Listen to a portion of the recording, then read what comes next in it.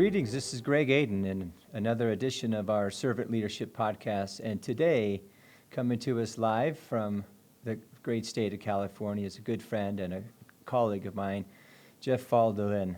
How are you, sir? I'm doing great, Greg. Good to be here.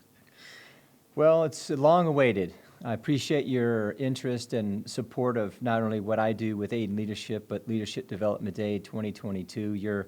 The video you sent in got a lot of rave reviews. A lot of people just liked your energy, your intensity, and a few of the ladies actually liked the shirt you were wearing. So remind me where you got that next time we talk. Absolutely. So in all seriousness, Jeff, tell us, first of all, a little bit about yourself. Where do you come from? How did you get to where you are today? Not just physically, but emotionally, and then I'll save the best question for last, and that's why you do what you do. So I'll just shut up and let you educate the audience as to who this great man is. Wow, how I got here. So I grew up.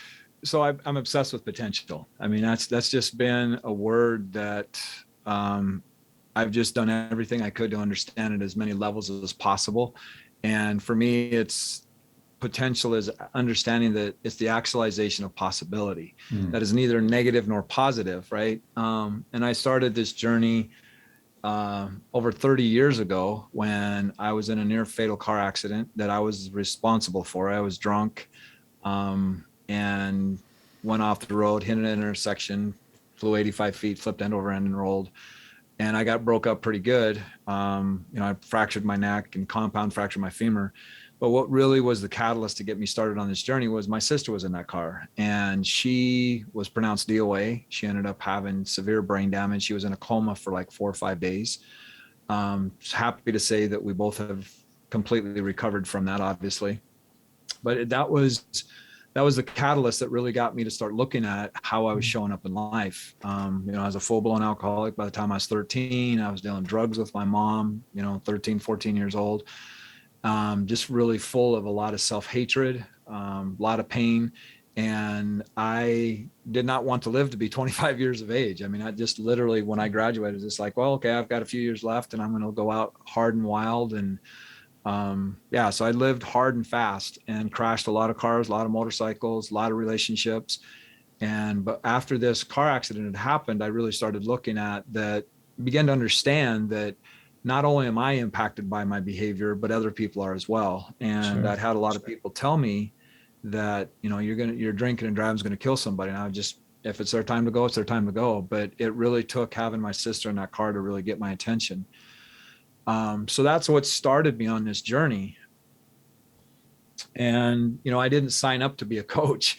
I didn't sign up to be a speaker or trainer. I didn't sign up for any of that stuff. It just became the result of me doing this like my life depends on it, because it literally did. It took me another 4.5 years before I got completely clean. Right after the car accident, I put myself in treatment. And that was just basically to see if I could reduce my DUI and the stuff that had happened out of that. But it really, it started planting some seeds inside of me. And I started seeing that, there is a different life. There is a different option. I grew up in a very challenging environment, which created lots of opportunity for me to find out who I was and what my strengths were. And, my parents divorced. My dad was an alcoholic. Mom was a drug addict, very violent, a lot of abuse, every spectrum of abuse, sexual, mental, emotional, all that. And so when I seen what I did to my sister, that was really a catalyst of like, life has value, right? Like life has value, and how we show up impacts other people. And when I got clean, I started going down this path of really looking at what was it that I was running from? Why did I hate myself so much? Why was I full of so much pain? And started unpacking all this stuff. And it put me on this journey of like self-discovery. It was just like, oh my gosh, I can change all this stuff. I can look at things differently. I can learn to forgive. I can, which has led into some processes that I do with clients today is, I've got this flip method that's like, learning to forgive, let go into power. Right. And, it's all been journey from me working on myself, to let go of the things that have held me playing small, kept me playing small. And throughout the years, I picked up different technologies and different sciences and arts and things like that within personal development and transformation. I got a master's in NLP, timeline therapy, hypnosis. I've got a lot, but again, it wasn't for me to train or coach it. But I mean, I've been coaching for 30 years and I didn't even know it up until about 20 years or 10 years ago. I was like, man, I've been coaching for 20 years. Why don't I do this full time? And so I come from a place of experience. It's not a certification, right? Right. I think that that's one of the biggest tragedies out there is there's so many people that get these certificates. And again, having somebody guide you and believe in you and things like that all has value without a doubt. Mm-hmm. But when you come at it from a place of experience, of knowing I can hold ground for you because I've been through this myself, and knowing that there's hope on the other side of it and freedom, it offers a completely different experience for people. So that's been more of my mission today, is just let me be the person that can be the model of what potential is, actually what's possible for people. Because the world that we live in, we are so indoctrinated with, you have to have something in order to do Right. and then be, which is the biggest fraud out there. But getting people to step into who they really are, their beingness, and then out of that create the life that they really want to create. So yeah, that's some of, I've gone through pretty much every gamma of pain that there is, Yeah. different levels of it. And it's become my mission to literally liberate people from it and understand that all of it has value, right? We are the creator of our lives, right? Life doesn't happen to us or for us, it happens through us. And Right. the more we can get in touch with the narrative that's running the operating system within ourselves, the more that we can get intentional about really creating the life that we want to create. So I Let hope that me. tells a little bit about who I am. Oh, it does. Lots to unbundle there, and I'm sure the listeners are wanting me to ask you a couple questions to dig into. I guess my question, Jeff, is, or a couple of them, who was really um, who was very important in your life at the time? Who did you seek mentorship from? Was it a book? Was it another person that had gone through a difficult recovery? And then how did you connect with others so you knew that you were kind of on the right path? Who might you give credit to help that helped you, Jeff, kind of find your way? Wow, that's a big question. Lots of people, lots and Good. lots of people. Okay. I've been pretty blessed in that, that I've always, once I made that decision, I literally gave up my tribe, right? And just that in itself, this is one of the biggest fears that holds people back more than anything, is that one of our biggest fears is being separated from our tribe. Mm-hmm. And I've given that up a few times, right? Because in order for me to expand, I had to let go of what contained me in this certain place. Sure. I started out with 12-step work, and just really threw myself into that and had lots of epic mentors. I had many, many father figures that really came in and was that father that I was always looking for. They gave me really tough love, that they wouldn't buy into my ego and my BS. Like I would Good. call up and they'd be talking to me and I'd say, I know. And they'd hang up on me. And I'm like, why did you hang up? And it's like, I can't coach you if you know. And Mm. it just really, really kept hammering my ego away. So I've had dozens and dozens of mentors in that sense. Okay. And then when I got more into the transformational space that I'm in today, I've been trained by some of the best coaches out there. I've worked with some of the best coaches. I've trained some of the best coaches out there. But that to me, that's, and I really tell people this, and I mean it with all sincerity, that if I was homeless, the very first thing I would do is hire a coach. Mm. That would be the very first thing that I would do, because having something outside of us and give us guidance that's not filtered through all of our beliefs and all that stuff is just absolutely imperative. Yeah. So I've had, to give one person credit wouldn't be fair. I mean, I've had many, many, many epic mentors and coaches and things like that have all been part of the development of who I am today. So thank you. So to the men out there specifically, what was it that you finally had to let go of as you started your journey of transformation, what was the one thing that you believe was the most difficult for you to let go of so that you could become the best version of yourself? You and I have had some conversations around the Y's and T's in the road and triggered moments, but I guess just in general, what was the one thing that was the most difficult for you to let go of, Jeff, so you could be a great man? Oh man, That's- these are great questions. Probably the biggest one, and I'm gonna pre-frame this. I mean, talk a little bit about why this is so important, because I think Sure. most people have some variance of this, and it's really looking at what I had to let go of was my story, right? Was like my victim story. Like I had a tough life and I was abused and all that stuff. And yeah, there for sure there's facts there, right? Yeah. But understanding that experience itself as neutral. Now, I want to be very clear on how and moving forward with this conversation, because we all have stories and around certain events, and we have the opportunity to change those stories. Like I literally show people how they can change their past. Absolutely. And it's literally being able to take responsibility for the story that we created. And for me, I really had to look at the story of how much I felt like I was a victim. And it's still there's still parts of that, right, where I get introduced, things come up in my life, and really I get to address a different version of that story. And so me letting go, because I used it. I mean, I used that story a lot, where I would get people to feel sorry for me from where I came from, and then not understanding why people don't value me or whatever, because I was so needy, and it's just like I needed something outside of me. But recognizing that it has to come from within. It literally has to come from within. And me, because we filter everything through how we see ourselves, and we believe everybody else sees ourselves the same way we filter it. So it's really, yeah, the biggest thing that I probably have had to let go of over the years is letting go of the victim story. What I'm hearing you say too, Jeff, is create the story you really, really want to be remembered for. And, yes, none of us were perfect growing up. I mean, on a whole nother show, I'll tell you what I had to go through to pull my head out of my arse.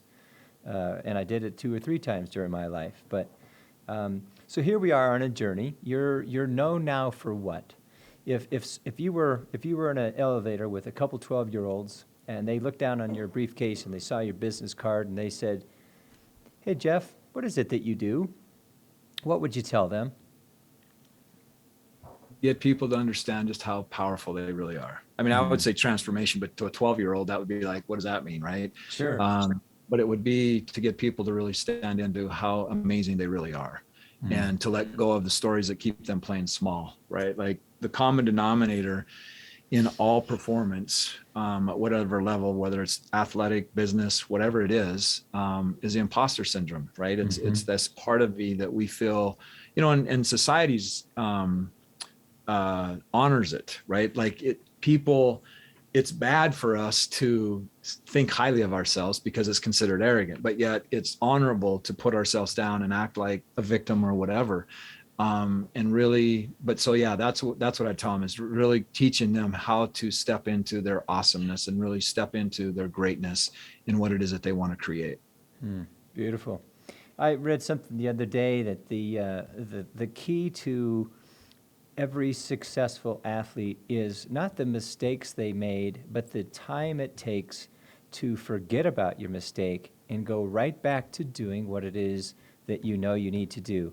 A golfer, for instance, one shot needs to be forgotten, says he or she, and because one's coming up, whether you want to or not, a quarterback, a point guard, anybody. So how do you coach your clients to learn from their mistakes and move on, and as you just said, be their greatest version of themselves or own their greatness? How do you coach people to do that? Love this question, or this variance of this question. Obviously, the most powerful thing that we can do to experience a rich life, not monetarily, but just a rich, wealthy, abundant life, is to live in the present moment, right? And if we're thinking about what we did in the past, then we're not living in the present moment. We're accessing something from the past. And for me, it's really looking at teaching people that the greatest pain we experience is the pain we cause ourselves. Okay. So there's a great movie out there called 4 Minute. I think it's called 4 Minute or 4 Minute Mile. And it's an amazing movie. And this guy gets this protege that was kicked off the track team, and he works with him, and he says, I can teach you how to do the 4 minute mile. And he has them run through this regimen. It's painful to watch what this kid goes through. And he breaks up the mile into quadrants, and he has him run the first quadrant, and this kid falls down on the asphalt, just screaming in pain. He's just, oh, the pain, the pain, the pain. And the coach walked up to him and he said, it is fear of the pain that is stopping you. And I was like, wow, that's profound. And so what I mean by that, and why I'm sharing that now in response to what you asked, is because we are the ones that cause the pain. Right? We are the ones that have the conversations within ourselves about how we show up, right? Like if you have a golf shot, and I think, and I love your analogy, because I think everybody should learn how to play golf, just for the experience of how do you talk to yourself when things don't go the way you want to go. Golf is a little bit challenging. I mean, I don't call what I do golf, but it's an opportunity to really get in touch with this inner dialogue of who you are. Because it's like I tell my clients, is like the two things that control the quality of your life. There's only two things. That is the images that you have in your head and the scripts you tell yourself. That's it. So once you get in touch with the scripts that you tell yourself when things don't turn out the way that you want, then you can start renegotiating or redesigning those scripts to empower you to step into your greatness. Because what we do, we become what wounded us. What wounded us, we become that. And then not only do we become that, but we take on the mantle of what we were conditioned to, how we were conditioned to communicate to ourselves when things don't go the way we want. Not only do we take that mantle on, but we infinitum by 100 times. And the abuse that we do to ourselves is way more painful than the original grievance. And so that's where really getting people to get in touch with the narrative. Most people don't even know that they have this inner dialogue going on. Right. So it's putting them in situations where they get to discover new aspects of who they are, and then go, okay, what's the conversation you're telling yourself? And then have them walk through that. So yeah, it's a great exercise to get people to really look at, and getting in touch with, you're the one that's creating the story. You're the narrative. You can create it to be however you want it to be. And your life will happen in response to how you communicate to yourself. Here recently, the last year or so, you've created some incredible programs. You've coached hundreds of people. I know about your weekend-long retreats with men and helping them truly understand what it's like to own their potential. Tell us a little bit about your programs. Take a minute to invite us to join something, and obviously give us the information on how to connect with you, Jeff. Yeah, sure. Thank you. And it's been part of my journey again too. It's what does it mean to be a man? I think that's a $1 million question that men really get the opportunity to look into that, because what I was taught what it meant to be a man was the pathway to lots of destruction. And I just want to leave this with your listeners, is that anytime we have out of balance, it is a catalyst to a catastrophic breakdown. So looking at your balance of your life and getting really honest about what areas of your life needs attention. Otherwise, you're just waiting for a catastrophic blow up. But yeah, as part of a men's movement that we were doing last year, up until a couple months ago, that was just absolutely transformational for people. It was really amazing to get men to get in touch with their hearts. And men are very analytical. They're strategists. They want to fix things. And out of that, they're not able to connect with their wives. Also, another part of my journey, that I used to teach a 3-year curriculum for men that started out with, Quest for Authentic Manhood, and then it went into Winning at Home and Work, and then it went into The Great Adventure. So I've got lots of, and again, it's been my quest. I wanted to find out what it meant to be a man and be able to give a definitive answer of what that means. And it still evolves, right? That answer has evolved for me. But yeah, right now, what I've been focused on is I've partnered with one of my clients that now is one of my mentors as well. And we have created a course called Program for Prosperity that we launched a couple of weeks ago, and it's having massive breakthroughs for people. Also, I've started a group on Facebook called the Potential Zone group. You can get that. Just go to the potentialzonegroup.com, and really excited about focusing on, creating more potential for people within whatever area they're at in their life. I've got the Potential Zone podcast, Instagram. So you put in Potential Zone, you're going to find something on me around that. But yeah, lots of exciting things happening. Well, as you continue to push me to write my book, and who knows what's that going to look like, but I'm actually glad I put it on the shelf for a minute, because I realized last year I am a man that wants to be wanted and needs to be needed, but I also realized how important collaboration is to me, and that's why I created this thing called the Leadership Development Day. And being on stage isn't my calling. Helping others help others is my calling. And I made it really clear. So when I launched Leadership Development Day, you were one of the first few speakers I reached out to. And although you couldn't be in person in February in person, you made a big splash with the video that you sent us. And I just have to ask, Jeff, when I called you and said, do you want to participate? You said yes. I'd like for you to just share why, and then what do you want to get out of Leadership Development Day next year? Because I understand that you and I have committed you're going to be here in Denver on the 3rd of February, and hopefully Dorothy can join you on stage this year. But what was your decision to join us and to do this together? Your mission. I mean, and for me, we need leadership is in a transition, I believe, right now. And I really think that,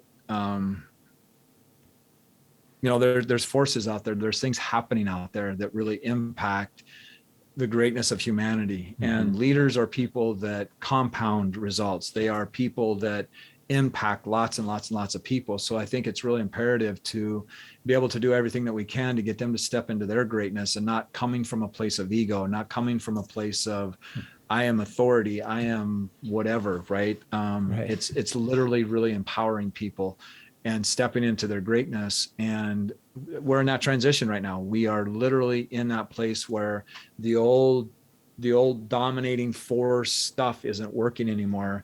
And people are stepping more into understanding that they're valuable, and not coming from a scarcity mindset, where like a lot of bosses and managers and stuff like that come from a scarcity place, and they feel like they got to control people and hold them back, or they're going to lose them, and they end up losing them anyway. So I love your mission. And I think for leadership is all about servant, being a servant to others and doing everything that we can to empower them.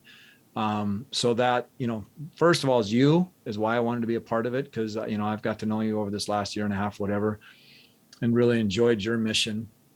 And the other part of it is doing all that I can to support people and stepping into their fullest potential, whether it's a leader, follower, whatever.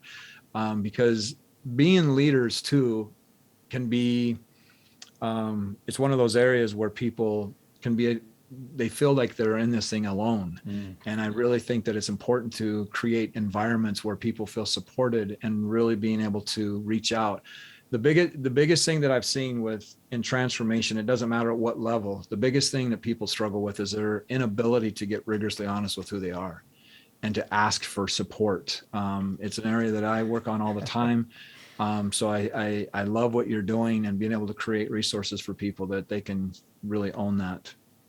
Yeah, what's happened with this, Jeff, is we're creating by accident this huge network of people out there that either want to be involved, want to speak, want to support, want to bring in their organization because they see the value, as you just described, them as leaders developing others, and them as leaders helping others develop. And you said it, that a lot of leaders, men and women, have a hard time raising their hand and ask for help because they believe they're viewed as someone that has all the answers. Well, guess what?